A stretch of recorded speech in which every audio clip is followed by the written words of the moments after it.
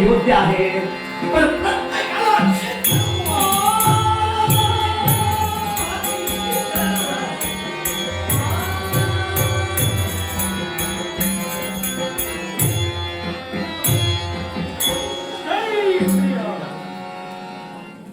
फक्त सखे आपलं तत्व, आपली श्रेष्ठता अजमिराला ज्ञात आहे म्हटलं तेव्हा आपलं तत्वाला मी प्रणाम करतोय, आशीर्वाद देतो. आशीर्वाद मिळाला, मन समाधानी झालं. आपण माझ्या नेत्रासमोर का उभे राहिला तो उद्देश मला ज्ञात आहे. तेव्हा आपण तुमच्यात आणि माझ्यात जर पाहिलं गेलं, मी मानव आहे, पण तुमचं तत्व आणि तुमचं श्रेष्ठत्व हे माझ्यापेक्षा निश्चितच महान मी ग्राह्य मानतोय. मग मी जी कृती करतोय ती माझ्या मतानं चुकीची नाही. तेव्हा तुम्ही नेमका कोणत्या उद्देशाने माझ्या नेत्रासमोर उभे राहिला, हा तुमचा उद्देश तुम्ही खऱ्या अर्थाने माझ्यासमोर प्रकट करावा.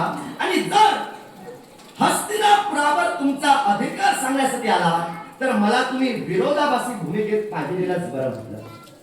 राजा अजमेर प्रभू रामचंद्रांनी एक क्षत्रिय हे नगर केलं आणि हे एक क्षत्रिय नगर करून सम्राट म्हणून ही सारी राज्य आणि हे राजकारण योग्य रीतीनं सांभाळण्याचं त्यांच्याकरवी कर्तव्य होत होतं.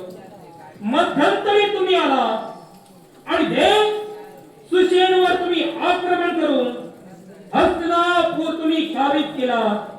हे हस्तिनापूर पुन्हा प्रभू रामचंद्रांच्या स्वाधीन व्हावं या एकाच इच्छेनं देवाचा दास तुमच्यापर्यंत आलाय. क्षमस्व, ही तुमची इच्छा मी तरी पूर्ण करू शकणार नाही, किंबहुना या तुमच्या इच्छेला मी दुजोराही देऊ शकत नाही. कारण हस्तिनापूर आमचं होतं, अर्थात आमचं हस्तिनापूर पुन्हा सुसेनांशी युद्ध करून आमचं आम्ही मिळविलेलं आहे.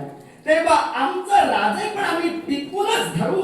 तेव्हा तुमच्या इच्छेशी आणि तुमच्या मताशी आम्ही सहमती दर्शवू शकणार नाही. राजा अजमेर, सुसेनवर तुम्ही आक्रमण केलात मान्य आम्हाला, पण हस्तिनापुरावर जरी का अधिकार सुसेनचा असला तरी सुद्धा हस्तिनापूर चालवण्यासाठी आणि राजकारण हाताळण्यासाठी सुसेन हा कुणाचा आधार घेत होता?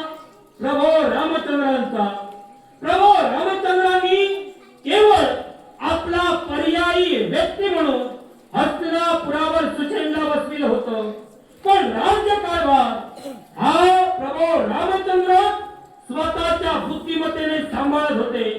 मग जर का तुम्ही सुसेनवर आक्रमण केला, सम्राट प्रभू रामचंद्र होते, मग त्यांच्याकडे यावं असं तुम्हाला का वाटलं नाही? याला कारण होतं. कारण नगराजे आणि त्यांचे वंशज हे स्वर्गावर आक्रमण करून स्वर्ग साम्राज्य अंकित करण्यासाठी गेले होते. पण पुण्याच्या पर्वतावर मला घटना समजली की आमच्या हस्तिनापुरावर प्रभू रामचंद्रांनी आपला अधिकार प्रस्थापित केला आणि त्यायोगे हस्तिनापूर प्रभू रामचंद्रांच्या अंकित झालं आणि रामचंद्रांनी सुसेनांना हस्तिनापूरच्या राजसिंहासनी राजा म्हणून बसविलेला आहे. तेव्हा आम्ही आमची ही मागणी म्हणजे आमचं हस्तिनापूर पुनश्च मिळविण्यासाठी आमच्या या हस्तिनापुराला वेढा देऊन हस्तिनापूरचा जो राजा होता त्या राजाला चित केलं, जेणेकरून हस्तिनापुराचे राजे पुन्हा आम्ही झालो. त्या क्षणीचे त्या ठिकाणचे हे सुसेनच राजे होते. मग जर तुम्ही म्हणत असाल की आम्हाला त्यांच्यापर्यंत म्हणजे प्रभू रामचंद्रांपर्यंत जाऊन त्यांना सूचना देणं काय इष्ट वाटलं नाही, असा शब्दप्रयोग जर तुम्ही वापरला तर हस्तिनापूरची भूमी अंकित करत असताना नलराजांना त्याची सूचना देणं हे राघवांना जास्त इष्ट वाटलं नाही. त्या अर्थी आम्हाला सुद्धा सुसेनांवर आक्रमण करून आमची मायभूमी म्हणजे आमचं हस्तिनापूर पुनश्च मिळवण्याची गरज आम्हाला रामचंद्रांना सांगण्यासाठी योग्य गरज ती प्रभू रामचंद्रांनी हस्तिनापुराच्या शासनाला त्याची कल्पना केली नाही असं तुम्ही म्हणता आणि म्हणून तुम्ही प्रभू रामचंद्रांना दिली नाही. ज्यावेळी प्रभू रामचंद्रांनी हस्तिनापुरावर आक्रमण केलं आणि त्यानंतर तुम्ही त्याच हस्तिनापुरावर आक्रमण करून पुन्हा ते हस्तगत केलं. ज्यावेळी तुम्ही आक्रमण केलं, शास्ता अयोध्येच्या ठिकाणी राजगादीवर बसलेला होता. पण ज्यावेळी प्रभू रामचंद्रांचं आक्रमण झालं, हस्तिनापुराचा शास्ता राजगादीवर होता का? नव्हता. मग हस्तिनापुराचा शास्ता जर का राजगादीवर नव्हता, तर तो जिथं गेलाय तिथं निमंत्रण देण्यासाठी आम्ही जाणार नाही. राजगादीपर्यंत पोहोचणं हे गुणप्राप्त आहे. हा धर्मनियम आहे आणि या धर्मनियमानुसार तुम्ही प्रभू रामचंद्रांपर्यंत येणं हे इष्ट होतं. मग हे जर तुम्ही मला सांगत असाल तर आम्हाला हस्तिनापूर आमचं राज्य हवं होतं. तेव्हा हस्तिनापुरावर जो राजा होता त्या राजावर मात करून आमचं हस्तिनापूर आम्ही जिंकलं. रामचंद्रांपर्यंत येणं आम्हाला इष्ट वाटलं नाही. याच्यामुळे असे कारण होतं, कारण सुशेलांना अंकित केल्यानंतर सम्राट पदावर असणारे राघव हे स्वतः आमच्यापर्यंत आक्रमण करून येतील. त्यावेळी त्यांचं योग्य ते प्रत्युत्तर आम्ही त्यांना देऊ आणि तेच आम्ही करतो. यज्ञ करणं चुकीचं आहे का, अपराध आहे का? आम्ही म्हटलेलं पण नाही. मग यज्ञ करणं जर अपराध नाही, तर क्षत्रियाला अश्वमेध यज्ञ करायला हवा आहे. धर्मशास्त्र धर्मनियम बोलतोय. मग त्या नियमानुसार प्रभू रामचंद्रांनी अश्वमेध यज्ञ आचरण आणला आणि हा अश्वमेध यज्ञ आचरण आणताना त्या अश्वानं जर का हस्तिनापुराची भूमी पादाक्रांत केली, मग त्यावेळी त्या हस्तिनापुराच्या शास्त्राला तो अश्व का अडविला नाही? हस्तिनापूरचा शास्त्र हस्तिनापुरात नव्हता, म्हणून हस्तिनापूरच्या शास्त्राकडून अश्व अडवला गेला नाही.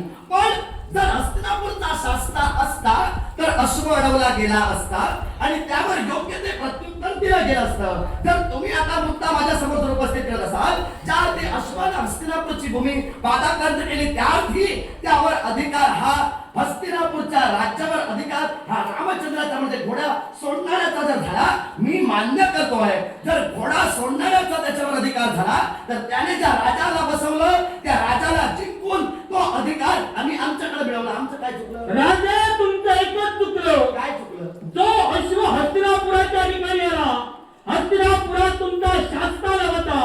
शास्ता ज्यार्थी नव्हता त्यार्थी तुमची प्रजा वाऱ्यावर होती की त्या ठिकाणी अष्टमंत्रिमंडळ होतं? प्रजा वाऱ्यावर होती असातला भाग नाही. अष्टप्रधान मंत्रिमंडळ होतं आणि त्यायोगे राज्य सुखा समाधानाने चाललेलं होतं. कारण तुमचा अश्व राज्यात येण्यापूर्वी त्या आधीच आमचे वंशज हे खऱ्या अर्थानं स्वर्ग साम्राज्यावर चाल राजा, माझा प्रश्न तुम्हाला ऐकत आहे. काय? अष्टमंत्रिमंडळ जर का तिथं होतं, हा. मग राजकर्ता आपला शास्ता कुठे गेलाय हे अष्टमंत्रिमंडळाला ज्ञात हवं. मग ते जर का ज्ञात होतं तर ज्यावेळी अश्व तिथपर्यंत आला आणि प्रभू रामचंद्राच्या सेनेनं तुमच्या हस्तिनापुरावर आक्रमण केलं, तेव्हा प्रभू रामचंद्राच्या सेनेची जबाबदारी नाही तुमच्या शास्त्राला सांगायची, तुमच्या अष्टमंत्रिमंडळाची होती. मग ती जबाबदारी त्यांनी का भूषविली नाही? जबाबदारी आमच्या अष्टप्रधान मंत्रिमंडळाने घुसलेली नाही असा शब्दप्रयोग आपण वापरला. पण मी तरी तुम्हाला सूचित करू इच्छितो आहे, आमच्या अष्टप्रधान मंत्रिमंडळाकरवीच आम्हाला ज्यावेळी समजलं की आमच्या हस्तिनापुरावर प्रभू रामचंद्राने आपलं अस्तित्व आपले अधिकार प्रस्थापित केले, त्या क्षणी आम्ही हस्तिनापूरचा जो राजा होता त्याच्यावर आक्रमण करून आमची भूमी आम्ही मिळवली. मला तुम्हाला काय सांगायचं आहे, जर समजा हस्तिनापुरात तुमचा घोडा आला आणि त्यायोगे हस्तिनापूरची भूमी प्रतिकार न झाल्यामुळे घोडा त्याला सोडला, त्याची झाली, तर त्या राज्याचा शासक हा त्या राजाचा मांडलिक होतो ना. नक्की. मग राजाचे आम्ही मांडलिक झालो असं आम्ही समजतोय. मग आमच्या राज्यावर हा सुशेल कसा काय बसला? कारण आहे त्याला. त्या अश्वमेधाच्या पत्रिकेत काय मजकूर असतो? जो कुणी वीर शौर्य सामर्थ्यवान आहे त्याला अश्ववंदन करावा, अन्यथा जाती तृण घेऊन दरबार मंडळी सहित शरण यावं. मी तुमचा गैरसमज दूर करतोय. जो राजकर्ता हरतो, पराजय पत्करतो, तो त्याचा मंडलिक होतो. पहिली गोष्ट, तुमच्या राज्यात शास्त्र नव्हता म्हणजे राजकर्ता नव्हता. आणि दुसरी गोष्ट, हस्तिनापुरातून दरबार मंडळी प्रभू रामचंद्रांच्या यज्ञात आलीच नव्हती. आणि या एका गोष्टीसाठी आम्ही सुशेला राजा केला. शास्ता नव्हता हे विधान मी मान्यच केलेलं आहे. शास्ता नव्हता, दरबार मंडळी. पण त्या हस्तिनापूरचा कोणतरी शास्ता आहे, जिवंत आहे, ही वार्ता प्रभू रामचंद्रांना तर माहीत असणार. मग हस्तिनापूरचा शास्ता जिवंत असताना हस्तिनापुरात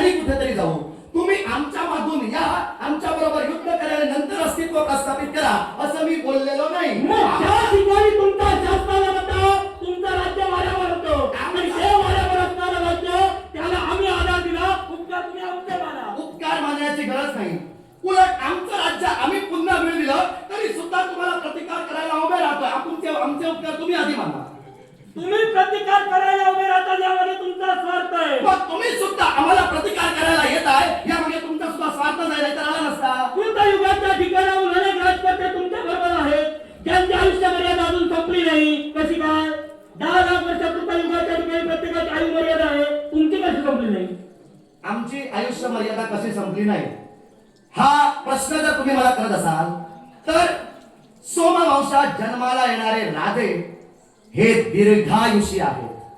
कसं? याला कारण आहे सोमराजांपासूनचे आमचे वंशज हे काही स्वर्गाच्या ठिकाणी होते म्हणून ते दीर्घायुषी आहेत आणि त्यानंतरचे वंशज हे केदारनाथ क्षेत्राच्या पलीकडे वास्तव्य ठेवून होते आणि त्या केदारनाथ क्षेत्राची महती सांगते की केदारनाथ क्षेत्रात जो वास्तव्य ठेवतो त्याची आयु मर्यादा वाढते म्हणून आमची आयु मर्यादा वाढली. राजे अजमीर शिवशंभू महादेव ज्यावेळी जांभई नेत्रात चुटकी वाजवतात त्या 307 चुटक्या म्हणजे एक घटिका 8 घटिका म्हणजे एक प्रहर 8 प्रहर म्हणजे एक दिवस रात्र आणि अशी 14 मनवंतर होतात तेव्हा एक इंद्र होतो 14 इंद्र होणार त्यानंतर 14 ब्रह्म होणार तेव्हा एका विश्वाची या कायापालट होणार तेव्हा जसा जसा माणूस वर जातो तशी तशी त्याची आयुष्य मर्यादा वाढत जाते. मला सांगा प्रत्येक राजकारणात वर गेला जर का तुम्ही स्वार्थी नव्हता परमार्थी होता एका तरी जनतेला का वर घेऊन गेला नाही? जनतेला वर घेऊन आधी आम्हीच वर पोहोचणार असतो आणि आमचं वर पोहोचल्यानंतर आमचं अस्तित्व निर्माण झाल्यानंतर कदाचित आम्ही जनतेला मिळणार असतो. जनतेला देण्याचा संबंध काय? आमच्या जनतेला कधी आम्हाला प्रश्न केला नाही आम्हाला कधी तुम्ही घेऊन गेला नाही. तुम्ही का विचारता? कारण तुम्ही स्वार्थी आहात. आम्ही स्वार्थी नाही. आता राजा सोमेश्वर गेला सोमेश्वरानंतर 6वा वर आणि त्याच्यानंतर तुम्ही मग मध्यंतरीचे सारे राजकर्ते गेले तुम्ही जनतेला नेला नाही यात तुमचा स्वार्थ आहे. जनतेला आम्ही नेलं नाही याच्यामुळे कारण होतं कारण स्वर्गावर आम्हाला आमचं वर्चस्व प्रस्थापित करायचं होतं ते झालं नाही कारण तुमच्यामुळं तुम्ही जर आक्रमण केलं नसता तुमचा घोडा जर आमच्या हस्तिनापुरात आला नसता आणि आमची भूमी जर तुमच्या अंकित झाली नसती तर उदयाचल पर्वतापासून आम्ही आमचा निश्चय बदलून मागे आलो नसतो. आम्ही स्वर्गात गेलो असतो आमचं वर्चस्व प्रस्थापित केलं असतं आणि मागून जनतेला घेऊन गेलो असतो. तुम्ही मागे चला आम्ही स्वर्गात जाऊन हो ज्याला आपलं घर सांभाळता येत नाही तो स्वर्गावर राज्य काय करणार? आमचं घर तुम्ही सांभाळणार नाही. हो आम्ही सांभाळलं म्हणून आता तुम्हाला मिळालं. काही गरज नाही. माकडाला जरी ते सांभाळलं असेल तरी ते सशक्तरित्या सांभाळलं म्हणून तुम्हाला ते मिळालं. ते उद्ध्वस्त झालं. आमचं घर कसं सांभाळावं हे तुम्ही आम्हाला सांगू नका. आमच्या घरातील आमच्या कुटुंबातील सदस्यांनी आमच्याकडे तक्रार केलेली नाही म्हणजे हे जे खऱ्या अर्थाने आमचे प्रजाजन आहेत या प्रजाजनांनी जर तक्रार केली की तुम्हाला तुमचं घर सांभाळता येणार नाही येत नाही मी मान्य करतोय. तुम्ही सांगून मी मान्य करणार नाही. प्रजेला तुम्ही वाऱ्यावर सोडला सांभाळली त्यांना आम्ही आणि एवढे दिवस आम्ही सांभाळली म्हणून आज राज्य तुम्हाला दिसतंय. आता तुम्ही राज्याधिकार बसला राहते